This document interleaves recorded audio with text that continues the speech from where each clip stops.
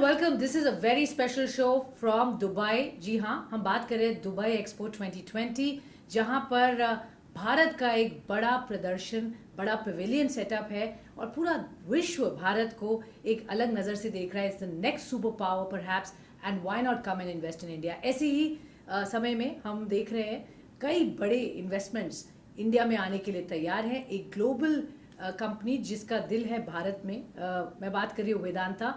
जी हाँ, वेदांता ग्रुप के चेयरमैन हमारे साथ यहाँ दुबई में हैं for the expo, and the commitment इस ग्रुप ने भारत में जो लिए हैं। मिस्टर अनिल अग्रवाल, बहुत बहुत धन्यवाद हमारे साथ बात करने के लिए। और यहाँ दुबई में ज़बरदस्त एक्शन दिख रहा है सर। भारत के नाम पर लोग बहुत उत्साहित हैं। They want to come and invest in India. सारे जहाँ से अच्छा हिंदुस्तान हमारा।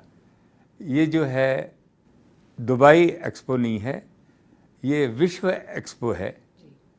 और मैंने इतनी बड़ी जो उन्होंने यहाँ कार्यक्रम रखा है, मैंने कभी देखा नहीं। 200 लगभग 200 कंट्रियाँ ने यहाँ पवेलियन लगाया है और एक नगर ही बसा दिया है, एक पूरा नगर बसा दिया है। आने वाले दिनों में मेरे को लगता है पूरी दुनिया तो यहाँ आएगी ही, इसके अलावा हिंदुस्तान के सारे लोग भी यहाँ आएंगे और उनको एक अद्भुत नज़ारा दिखेगा जो यहाँ हुआ है। और इसमें देश की ख्याति बहुत बढ़ेगी, क्योंकि लोगों को जिस हिसाब से इन्होंने अपना पोजीशन बनाई है, क्योंकि हिंदुस्तान में आज जो पोजीशन है, हमारे यहाँ ह्यूमन रिसोर्स है, हमारे यहाँ नेचुरल रिसोर्स है, इंटेलेक्चुअल रिसोर्स है, हमारी ज्योग्राफी इतनी अच्छी है। इसको देखते हुए आज विश्व में अगर कहीं किसी को, और जो आज की गवर्नमेंट ने जो फैसिलिटीज़ दे रखी है और रेड टेपिज्म की जगह रेड कारपेट बिछा हुआ है, उसको देखते हुए आने वाले दिनों में लोगों का नज़र हिंदुस्तान पर जाएगी और इसमें लोग आगे बिल्कुल सर आगे बढ़ेंगे। दिख रहा है जिस तरह से यहाँ इंडिया के बारे में बात हो रही है, इन्वेस्टमेंट्स की बात हो रही है, और सरकार का भी बिल्कुल मोटो यहाँ क्लियर है।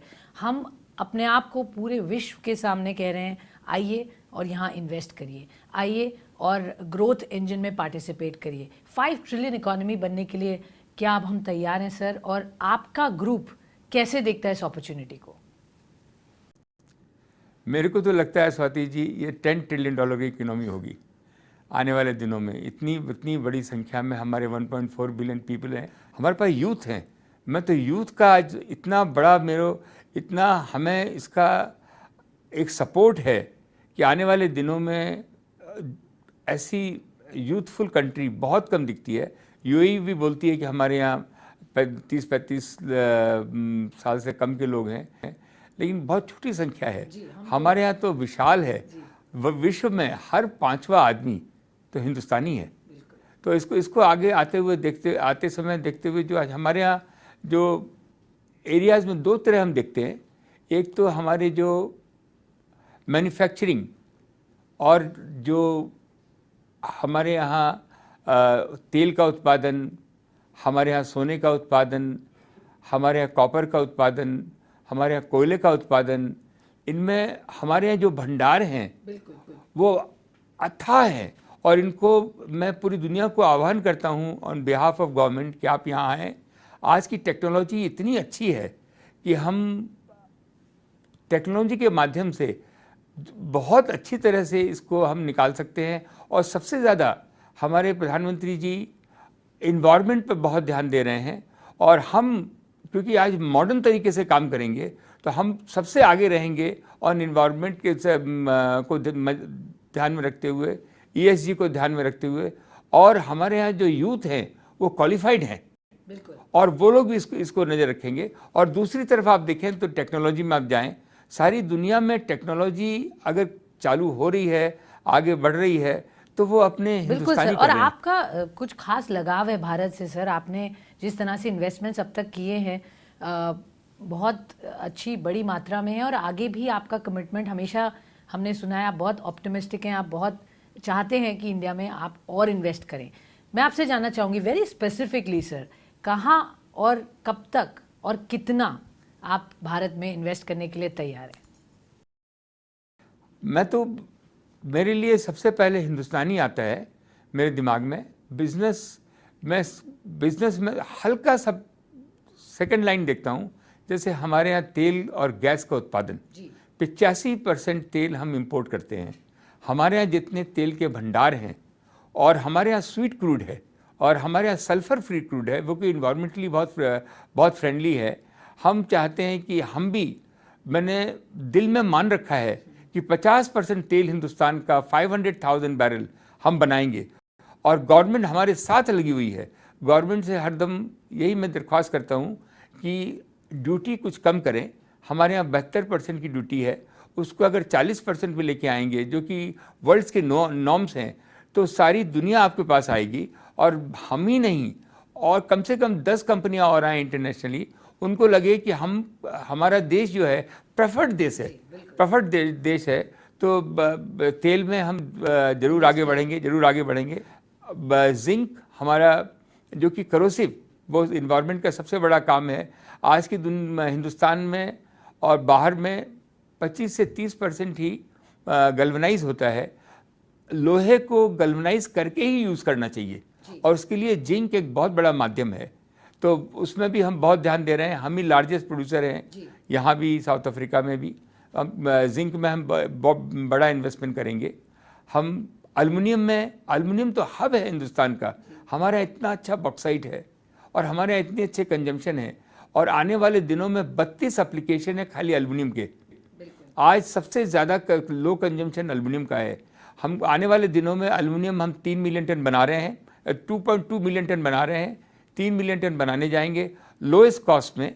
और बहुत हमें उम्मीद है कि एल्युमिनियम का काम भी हमारा आगे बढ़ेगा। सिल्वर, हम लार्जेस्ट सिल्वर बनाने जा रहे हैं हिंदुस्तान में, उसमें बहुत बड़ा इन्वेस्टमेंट करेंगे। और इलेक्ट्रॉनिक साइड में हम ऑप्टिकल फाइबर बनाते हैं, कंप्लीट सोल्यूशन प्रोवाइडर हैं, सॉफ्टवेयर बनाते हैं, हम सिस्टम इंटीग्रेशन बनाते हैं। ऑन टॉप ऑफ इट हमारी कंपनी जापान में, कोरिया में और ताइवान में ग्लास बनाती है। हम 4 प्रोड्यूसर हैं, जिससे कि टीवी, लैपटॉप, सेल फोन। इसकी खपत बढ़ रही है, तो इससे बिजनेस बहुत बढ़ेगा। मेरा एक ही मानना है, इन जो भी चीज़ मैं बनाता हूँ उनमें हज़ारों नई इंडस्ट्री लगें, स्टार्टअप लगें, हमारे यूथ इन्वॉल्व हों, एम्प्लॉयमेंट बढ़े, हमारी लड़कियाँ इतनी क्वालिफाइड हैं, वो आगे बढ़ें। यही मेरा ध्यान रहता है। अगर ये जो भी हम काम कर रहे हैं, उसमें सबसे बड़ा ध्यान यही रहता है कि उससे दूसरी कंपनियां, नई कंपनियां कैसे लगें। बिल्कुल सर, टेक्नोलॉजी की आपने बात की, और ये न्यू एज एरिया जहाँ पर इस वक्त सबकी नज़र है, और भारत यहाँ पर लीड लेना चाहता है। आपका ऑलरेडी प्रेजेंस है उसमें, बट क्या आगे आपको लगता है वो एक बहुत बड़ा ग्रोथ इंजन ड्राइवर होगा फॉर द ग्रुप? अभी जितना कंट्रीब्यूशन या रेवेन्यूज़ आपको टेक्नोलॉजी से मिलते हैं, क्या वो आगे चलकर और बढ़ सकते हैं? क्या एस्टिमेट्स हैं सर, क्या टारगेट्स हैं? और इन्वेस्टमेंट पर सर अगर एक लमसम फिगर आप बताएं, अगले कितने सालों में कितना इन्वेस्टमेंट करना जाएगा ग्रुप की तरफ से? आने वाले दिनों में मैं $20 बिलियन हम इन्वेस्टमेंट करेंगे, और उसमें 25% टेक्नोलॉजी में जाएगा, और 75% हमारा रियल जो हमारे जो मैन्युफैक्चरिंग है उसमें जाएगा। और यही हमारा ध्येय है। लेकिन 3 साल 4 साल, मैं तो, आपने लमसम पूछा, मैंने दिल की बात खुल के आपको बताई। और सारी दुनिया पैसा लेके खड़ी है, हमको इक्विटी भी देना चाहती है, डेट भी देना चाहती है। अब हम काम करने वाले लोग कम हैं। मेरी इच्छा है कि अगर हमारी वजह से अगर हज़ारों फैक्ट्रियां लग जाएं, और उसकी वजह से, और हर हालत में हम रिन्यूएबल एनर्जी में काम करें, हम हाइड्रोजन में काम करें, हम जैसे हमारे प्रधानमंत्री जी ने कहा कि हम एजुकेशन ऑप्टिकल फाइबर से करें, हम इंटरटेनमेंट ऑप्टिकल फाइबर से करें। हर मंडी में हमारे पास ऑप्टिकल फाइबर बिछा रहे, तो उनको एकदम लाइव इंफॉर्मेशन आती रहे। ये सारे काम में मैं बहुत एक्साइटेड हो जाता हूँ। और अगर ये मैं कर सका, ईश्वर ने अगर मेरे को क्षमता दी, तो इससे हमारा देश बदल जाएगा। $20 बिलियन सर, बड़ा इन्वेस्टमेंट। आप इंडिया पे बेट कर रहे हैं, आप कह रहे हैं कि लोग भी तैयार हैं इसको सपोर्ट करने के लिए, फंड करने के लिए। सर, जब हम बात करते हैं इस बड़ी अपॉर्चुनिटी की और इन्वेस्टमेंट की, मैं ये जानना चाहूँगी, आपको भारत में फिलहाल क्या चैलेंजेस अभी दिखते हैं? अभी भी सरकार ऑफ कोर्स कोशिश कर रही है to ease out as much, open it for the world to come and invest, ease of doing business की बात करें, एफडीआई ओपनिंग अप की बात करें, तो आप अभी भी क्या चैलेंजेस देखते हैं भारत में? पूरी दुनिया में आज के दिन एक ही चीज़ है, वो है बिजनेस। हर आदमी, हर कंट्री, और इंडिया इस बात को समझ गया है। हमारे यहाँ 2000 साल पहले चाणक्य ने कहा था कि वही कंट्री प्रॉस्पर हो सकती है जो इकोनॉमिकली एडवांस रहे। हमारी कंट्री में उस समय कहा गया था। तो ये माहौल है, गवर्नमेंट को समझ में आ गया है, government has no business to be in a business. हमारे यहाँ जो प्रचुर मात्रा में धरती माने ज़मीन के ऊपर हमने करके दिखाया एग्रीकल्चर में, और ज़मीन के नीचे भी हम करके दिखाएंगे। सिंपल पॉलिसी रखेंगे और सेल्फ सर्टिफिकेशन रखेंगे। हमारी कंट्री जो है एंटरप्रेन्योर की कंट्री है। हम उन एंटरप्रेन्योर को हम आगे बढ़ाएं, सेल्फ सर्टिफिकेशन दें, कम से कम वो उनको गलियारों में घूमना पड़े, कम से कम उनको अप्रूवल लेना पड़े। हैवी पेनल्टी करेंगे क्योंकि हम पूरी दुनिया को दिखाना चाहते हैं कि हम अपनी ESG को कैसे बना के रखना चाहते हैं। उसके नॉर्म्स बनाएं। आज फॉरेस्ट क्लियरेंस में आज 10-10 साल, 5-5 साल लग जाते हैं, कोई ज़रूरत नहीं है। उसके सारे नॉर्म्स बने हुए हैं, उनका पालन ही करना है। आज हमारी फॉरेस्ट्री जो है 4 गुना बढ़ गई है। आज 10-15 साल में 4 गुना ज़्यादा फॉरेस्ट्री बढ़ गई है। बहुत अच्छा देश है, बहुत अच्छी अपॉर्चुनिटी है। तो आने वाले दिनों में गवर्नमेंट कह रही है कि हमारी गवर्नमेंट आज के दिन 60% बिजनेस आज भी गवर्नमेंट के पास है। आप कह रहे हैं कि अभी government has no business to be in business, ये एग्जैक्टली गवर्नमेंट भी कहती है। उन्होंने अपना एक बड़ा एसेट मोनेटाइजेशन प्लान अनवील किया है। PSUs are up for sale. बहुत सारे स्ट्रेटेजिक सेक्टर्स, थोड़े स्ट्रेटेजिक सेक्टर्स में सरकार रहेगी, बाकी सब will be given for privatisation. आप इस चीज़ को बहुत बेहतर समझते हैं सर। कहाँ कहाँ आपका इंटरेस्ट होगा, कौन से एरियाज़ हैं, कंपनीज़ हैं जो आप देख रहे हैं इस वक्त? वी नो सर आपका इंटरेस्ट ऑलरेडी BPCL में है, but over and above that जो और भी कंपनी सरकार ने अनाउंस की हैं, क्या वहाँ आप इंटरेस्ट दिखाएंगे? मैं आपको दिल की बात बोलूं जी, 20% ही प्राइवेटाइजेशन होना चाहिए। 80% जो है शेयर जो हैं वो पब्लिक में देने चाहिए। आज भी अगर हिंदुस्तान में सारी गवर्नमेंट बोले कि हम सारे शेयरों को बाजार में बेच देंगे, उनको ओवर $1 ट्रिलियन मिल सकता है। और वो शेयर जो हैं 5% से ज़्यादा कोई शेयर रखे नहीं, और एक भी आदमी उन कंपनियों से निकाला नहीं जाए। No retrenchment.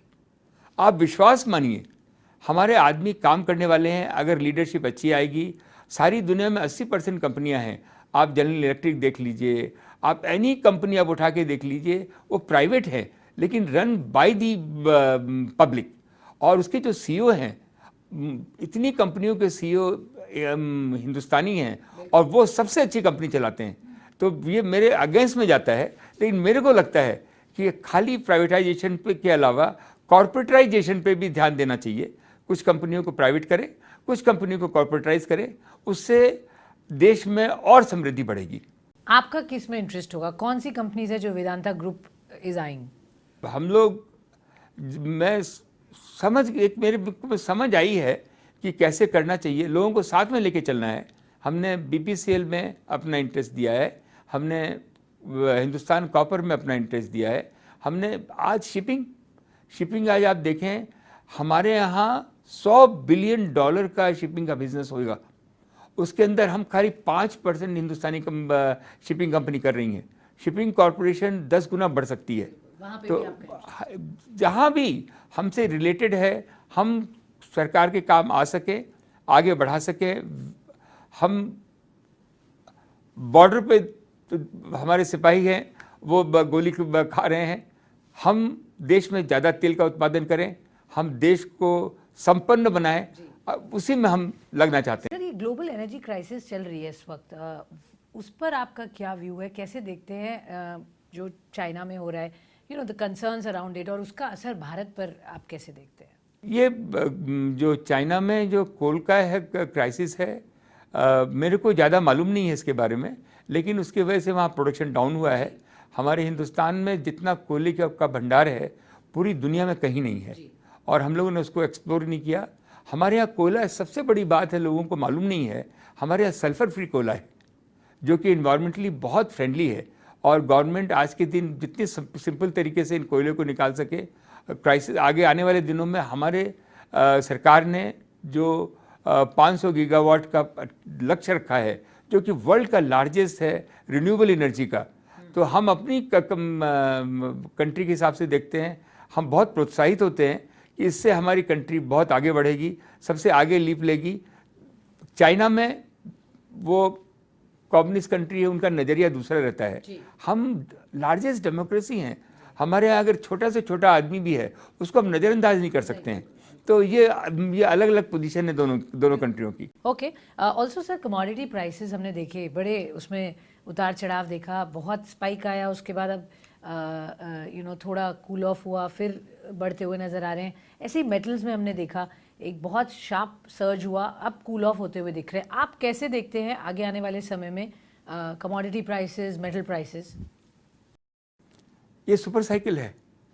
एक बार जब अभी ये सुपर साइकिल चलेगी और इसमें चाहे ऑयल में, और मेरे को अपनी देश का रहता है, क्योंकि इसमें हम 70% इंपोर्ट कर रहे हैं और उसका पैसा बहुत ज़्यादा लगेगा हमारा।